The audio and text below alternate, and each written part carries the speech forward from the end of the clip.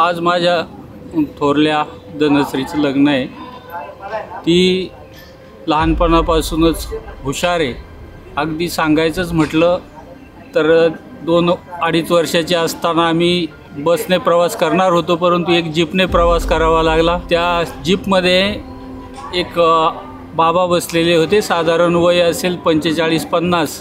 त्यांच्या हाताला बँडेज बांधलेलं होतं। तेव्हा तिने मला प्रश्न विचारला की पप्पा, बाबांनी का बरं हाताला काय गुंडाळलंय?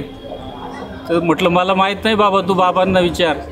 तेव्हा ते बाबा म्हटले मी सायकलवरून पडलो।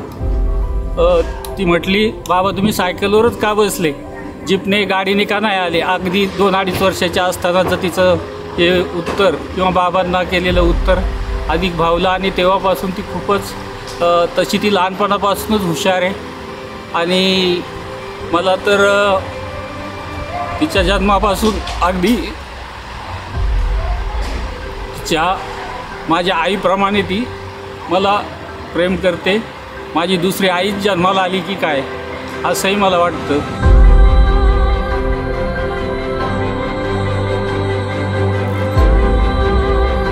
आणि आज तिचं लग्न असल्यामुळे आज थोडंसं गैरवरून येतं आहे।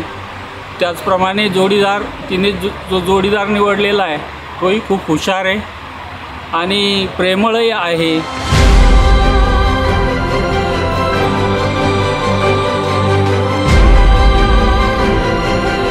धनश्री आजही मी आमच्या घरामध्ये जर काही थोडासा वादविवाद झाला तर तीच मध्यस्थी आमच्या पती पत्नीमध्ये करते आणि तिचं प्रत्येक तिनं सुचवलेलं मला मान्य करावं लागतं, कारण ती माझी मोठी कन्या आहे। त्याचप्रमाणे तिला जे हवं असतं, समजा एखादी वस्तू तिला मोठ्या रकमेची हवी आहे, ती अगदी बॉटमपासून सुरुवात करते, मला ही वस्तू पाहिजे, आणि अगदी तिच्या टेक्निकने ती टॉपला पण नेऊन घालते आणि तेही मान्य करावं लागतं। असं माझ्या या धनश्रीचं आज लग्न आहे आणि तसा आनंदाचा क्षण असला तरी थोडंसं दुःख पण होतं आहे, कारण ती आमच्या घरातून बाहेर जाणार आहे। म्हणजे आमच्या घराचा एक मेंबर बाहेर जातो याचं थोडंसं दुःख मला आहेच।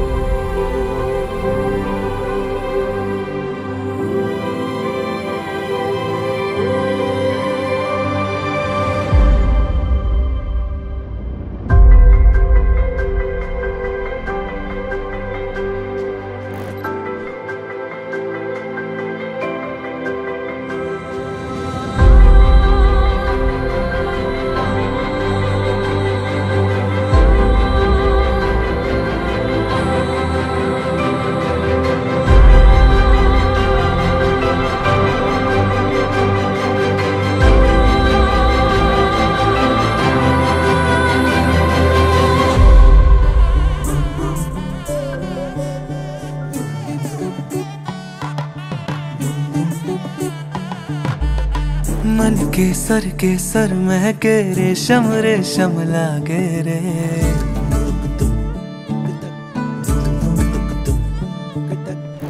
दिल चंपई चंपई बांधे सिंदूरी से धागे रे।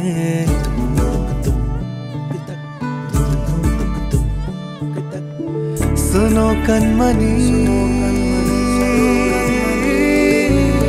सुनो कनमनी शहनाई सी बाजे रे। सावली सावली तेरी आँख में बांधनी से खबरे। खनक खनक गई हंसी हंसी तेरी कनक कनक धरा हुई अभी अभी। तांकड़े तक जनक तक दीम टिंकड़े तक जनक तक दीम तांकड़े तक जनक तक दीम टिंकड़े तक जनक तक दीम। नीला पवन मुखम केन तेरी नद सदा गणम अवड़ केन पूरी नद।